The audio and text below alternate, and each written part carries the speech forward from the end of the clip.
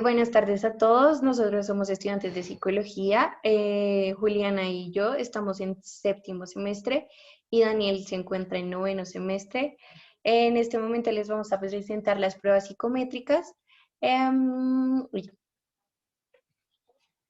Bueno, entonces primero nos parece importante hacer la definición sobre el concepto de psicometría. Pues este es un concepto propio de la psicología que surgió ya hace más o menos 100 años, pero realmente hasta el día de hoy no es que haya como un consenso más o menos en cuanto a la definición de este concepto. Entonces lo vamos a más o menos definir de la siguiente manera. A lo largo de la historia, la definición del concepto de psicometría se ha desarrollado principalmente en torno a dos elementos: los instrumentos que utiliza, o sea, los test psicométricos, y el objetivo que intenta perseguir, es decir, medir los fenómenos psicológicos.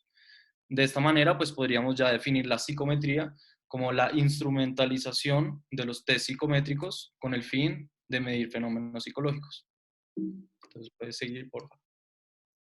Bueno, ahora como en cuanto a la naturaleza innovadora de los test mismos, digamos que tienen 5 características. La primera es la forma objetiva para visibilizar fenómenos psicológicos. La segunda es la idea de encontrar a los perfiles perfectos para un cargo. La tercera es evitar procesos dispendiosos poco confiables para conocer perfiles psicológicos. Esta es una gran innovación que ha sido, digamos, para la industria, por ejemplo, de las organizaciones y las empresas, ya que normalmente dependían del uso de entrevistas o distintos procesos que básicamente se sesgaban mucho, y las pruebas psicométricas llegaron a añadirle un poco de confiabilidad a esos procesos. La cuarta es la apuesta por la automatización de procesos de selección, entre otras cosas. En general, la automatización que va como por el desarrollo tecnológico de cualquier como nueva tecnología innovadora, en la que se incluye también las pruebas psicométricas.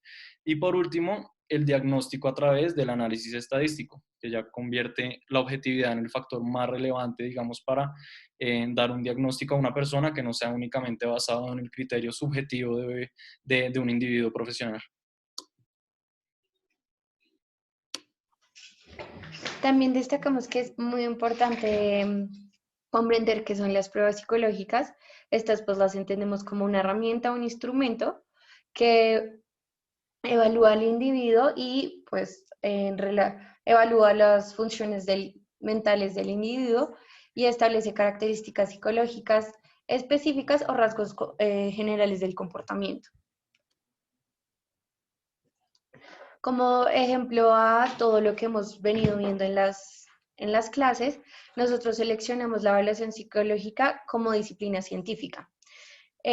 Para iniciar, consideramos fundamental hacer un recorrido histórico de la prueba que vamos a utilizar en este momento. La prueba que nosotros seleccionamos fue la prueba de inteligencia de Simon y Theodore. Todo comenzó con Francis Galton. Él es de Inglaterra. Alrededor de 1884, él comenzó a realizar evaluaciones de la percepción, las motoras y sensoriales. Con esto buscaba sistematizar la información, los datos y hacer un tratamiento de forma estadística mucho más científica.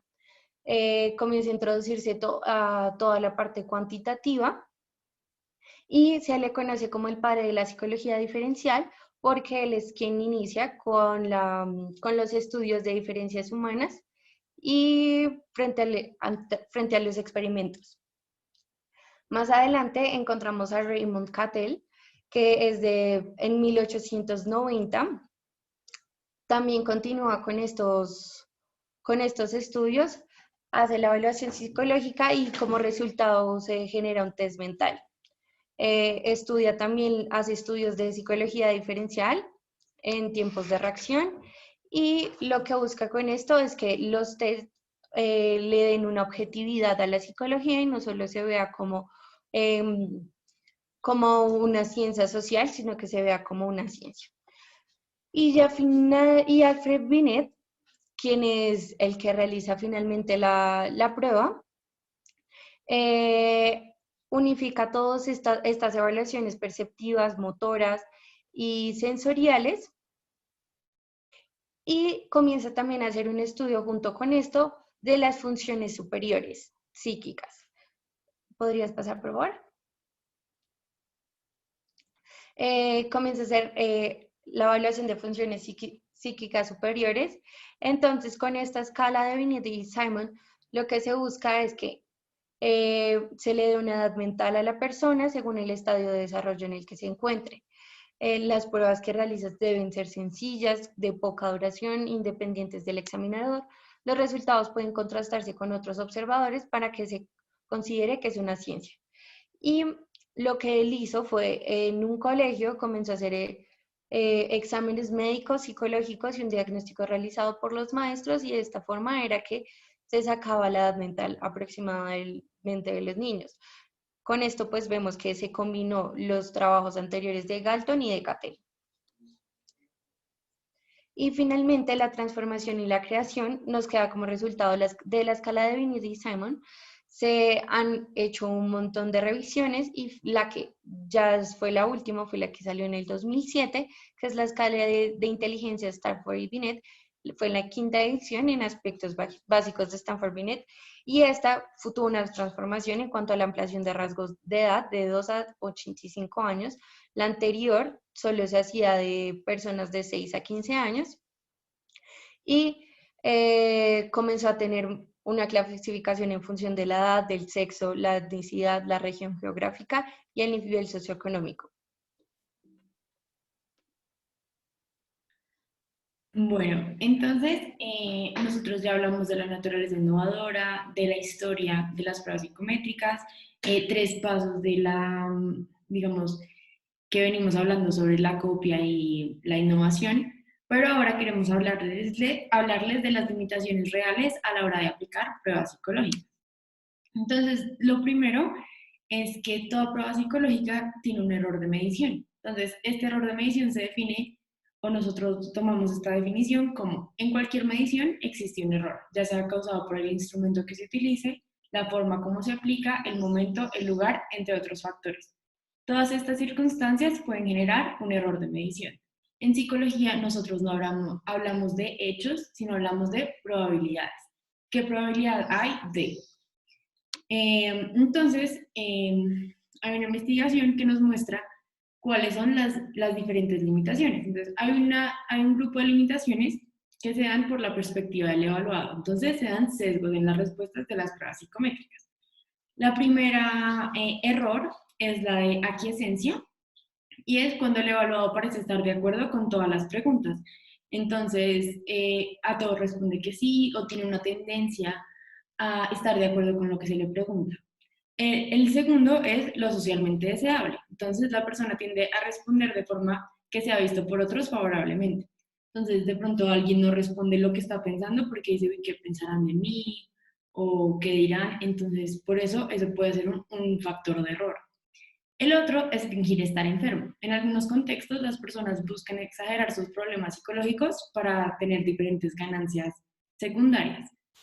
Y el siguiente es respuestas al azar. Entonces, por descuido, desmotivación, incomprensión de los ítems, la persona responde cosas que no están relacionadas con lo que se le pregunta y pues responde lo que sea. Entonces, eso también constituye un factor de error. El siguiente gran grupo es los errores que se dan por la perspectiva del evaluador, es decir, sesgos en la calificación. Uno de ellos son las expectativas del evaluador. El sesgo que estas expectativas producen es potencialmente dañino y es mejor que no sepan qué esperar. Es decir, que es mejor que las personas que están calificando los test no, digamos, no tengan una respuesta en la cabeza que digan como: ay, esto es lo que estoy esperando, así me parece que debe ser, y en consecuencia califican si se parece o no a lo que ellos están pensando. Entonces es mejor que los evaluadores no tengan, digamos, que un cuadro ya predispuesto para calificar. El otro error de evaluación es la corriente o modelo teórico del evaluador. Entonces la calificación puede variar porque cada escuela tiene su forma distinta de entender los fenómenos psicológicos, ya sea psicoanalítica, conductual, sistémica, humanista, entre otros. Entonces, cada uno de ellos piensa cosas diferentes y asimismo evalúa. Finalmente, el otro tipo de error es la subjetividad. Entonces, la calificación de las pruebas está basada en el punto de vista del evaluador, influida por sus intereses, deseos y prejuicios particulares. Somos personas y por lo tanto no va a haber nunca como una respuesta completamente objetiva.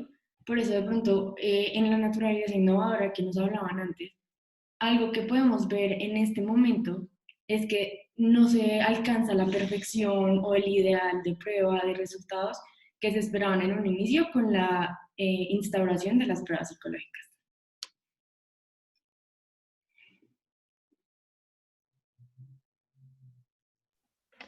Ya finalmente relacionando todo lo que hemos venido hablando con lo que hemos visto de Walter Benjamin, podemos destacar que en el capítulo Autenticidad, pues el autor menciona que la reproducción técnica de la obra hace que ésta se pueda acercar al receptor, poniendo la réplica en ubicación que son inalcanzables para el original.